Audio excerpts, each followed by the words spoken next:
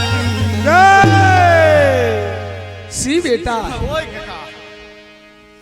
आज वो संत गुरु घासीदास बाबा जय हो सियान।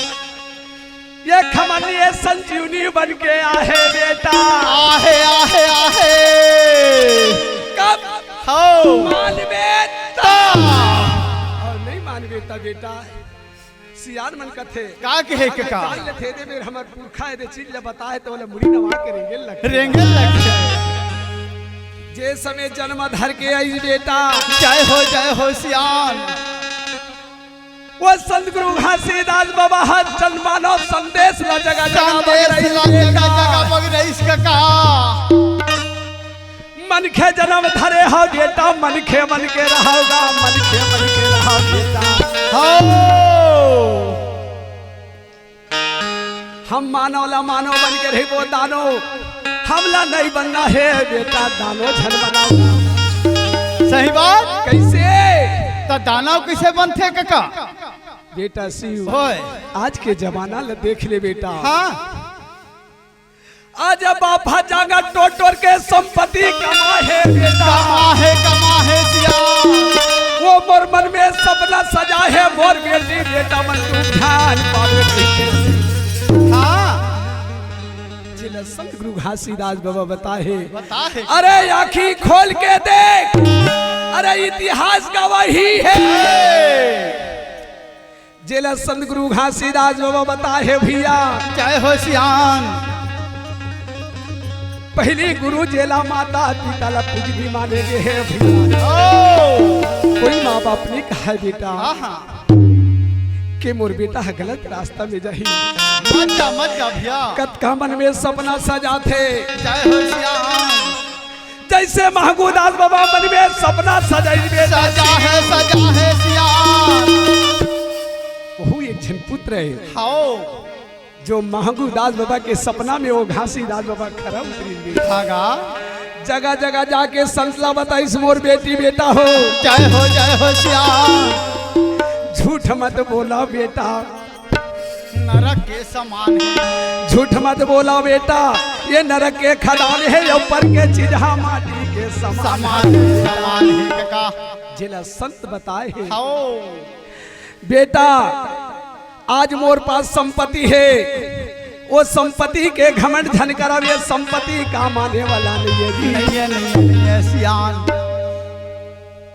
वो तो दुनिया में जाके समाज ला जगाए के काम न करी। वो देखन बेटा है अरे आज जो कलयुग के बेटी बेटा ला देखा कैसे बेटा में रोथा मोला रोवासी नहीं आवासी सियान। आजकल के लड़का वाले एक फैशन से हो गए है बेटा। कैसे काका आज भी चौराहा में बैठे गली में कमाई के लड़का देख दे बेटा। देख बे काका। अरे ताजुआ में बिगड़ गए बेटा वो बोतलिया के चक्कर में वो घर बर्बाद हुआ था। सही बात है काका। ये बोतलिया उतास जुआ जवान लइकल खोखा कर ये पूरा संसार ला बर्बाद कर दी। बर्बाद करते बेटा करते नहीं कर दिस कैसे सी बेटा। हाँ ओकरा सती में कही था काका का कथस बेटा शिव। अरे भैया मोरे कहना लमा। ये काका भतीजा के हमार बोली ला सुनत हो और हमार बात ला नहीं माना तो संत गुरु घासीदास बाबा बताए ते कर वो सपना ला मान जा मोर भैया मान जगा मोर कहना ला मान जा। जय हो बेटा भैया मोरे कहना लमा रुपये ला छोड़ भैया मोर कहना लमा रुपये ला छोड़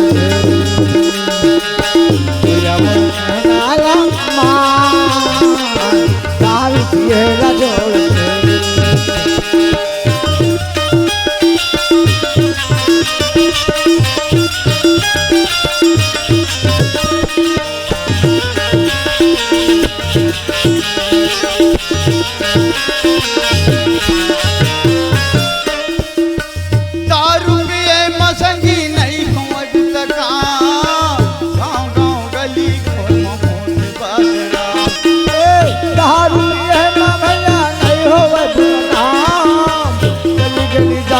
जगह हो जाते बदनाम। नाम दारू पिए मसंगी नहीं हो तका गाँव गाँव गली दारू पिए माँ भैया हो जाते बदनाम, गयो गाँव गली गली हो जाते। औ हसत हवे लइका औ सिया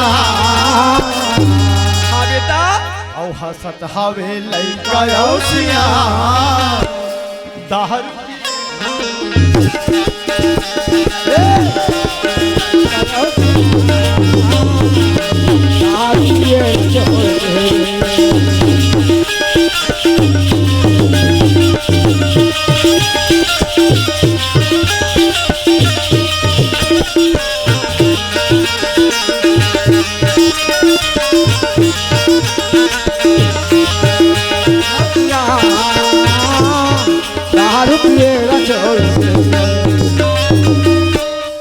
धन के बर्बाद हो ही भाग फूट जाई, जिंदगी भर चोला दाग लग जाई। धन के बर्बाद हो ही मुद्दा टूट जाएगा, जिंदगी में चोला माता गला धन के बर्बाद हो ही भाग फूट जाई, जिंदगी भर चोला माता लग जाई।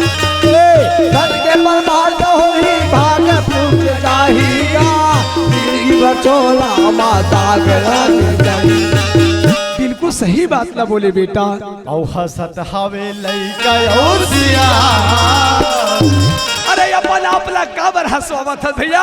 अरे जागो भैया जागो, जिला संत घासीदास बाबा।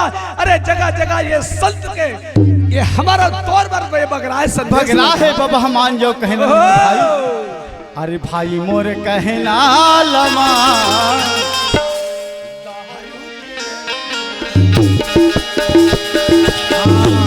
मोर कहना लमा